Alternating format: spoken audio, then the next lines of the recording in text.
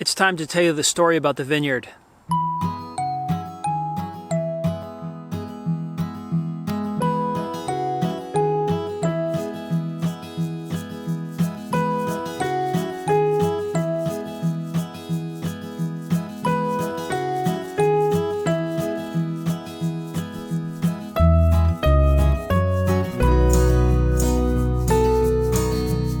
So this is our little vineyard. It's about half an acre, and it was planted over 2 years, in 2009 and 2010.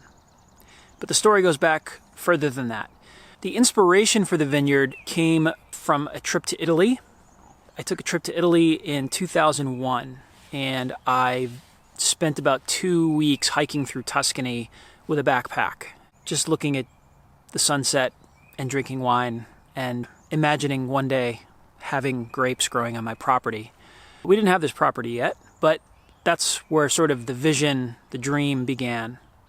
So we found this property in 2006, and we purchased it in 2007, and I knew I wanted to plant grapes as soon as I could because I knew they take a while before they start to fruit, and I wanted to just get them in the ground. But we didn't actually plant until 2009 because there was a lot of prep involved and just a lot of logistics to work out. So the original inspiration came on the trip to Italy in 2001, but the vision came in 2005 when I discovered that a friend of mine from college had grown up about an hour from here on a very small family vineyard in Massachusetts. And his father had been growing vines and making wine in his backyard for 40 years on about half an acre, a little less than half an acre. And I went and visited the vines and went to the grape picking day and just said, okay, we have to do this. The very first vines I got came from my friend's father. I cut some clippings from his grapes and rooted them and planted them in the first 2 rows of our vineyard. Those were planted in 2009. The rest of the grapes were purchased from a supplier, a grower in upstate New York. We just bought bare root vines, and they were 1-year-old rooted vines, and we got to pick our varieties and we put them in the ground.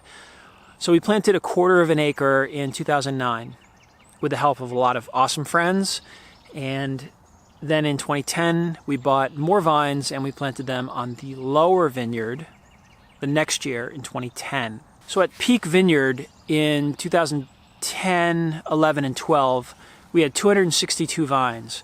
So from the very beginning, we decided we wanted to be as organic as possible and not spray our vines with poison, which was a great decision on paper, but the reality was in New England, growing grapes organically is a huge challenge. The major pests up here are Japanese beetles and black fungus, both of which can be taken care of with spraying, but we didn't want to spray.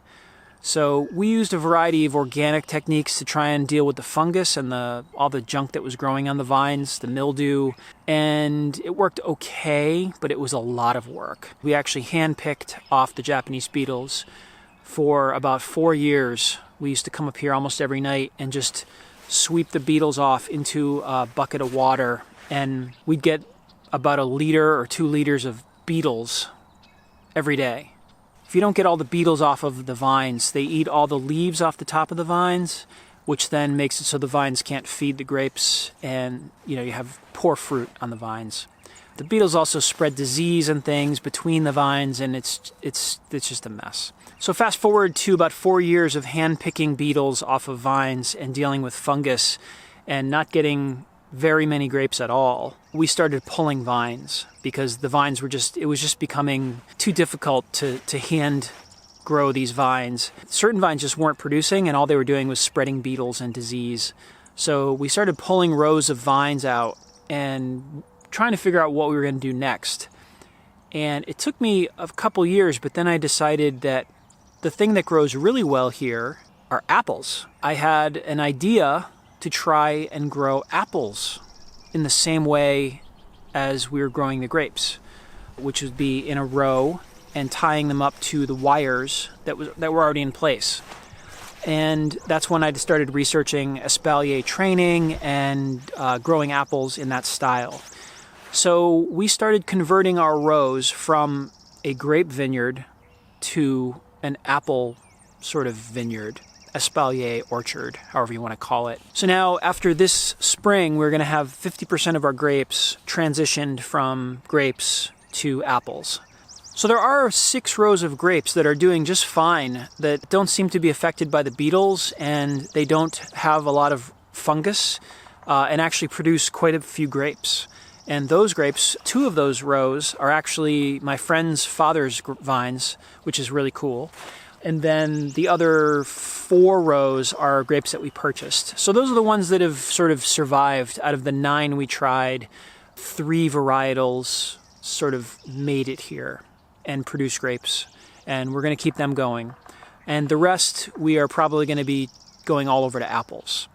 So our vineyard is turning into an espalier orchard, but we still call it the vineyard because we still have all the wires and posts and everything in place, and it's just what we call it. So today I have a shovel, and I'm going to be taking out 2 rows of grapes. These grapes were planted in 2009, and they're called vignoles, and they're supposed to do very well in our climate. They did not. The vines grew pretty well for about 4 or 5 years, but we never had a single grape form on these vines. They just never produced a single piece of fruit. I don't know why. We did everything the same way as all the other vines, but these just never had any fruit. So it's a little bit of a sad day taking the vines out, but I know they're going to be replaced in about a week with something new and alive that is going to grow in our yard. Next week we have 26 new apple trees arriving, and I'm going to be putting 26 trees among 2 rows, so about 13 trees per row, and we're going to train these trees along the wires to have espalier apples.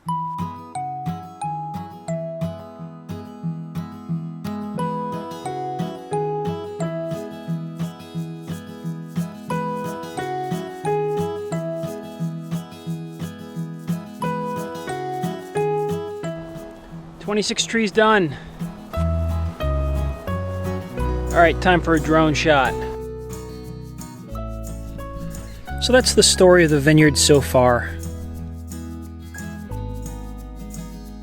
First it was a dream, then it was a vision, then a reality. And then reality set in, and we had to adapt. Like everything on a homestead, it's a work in progress. One chapter ends, and another begins.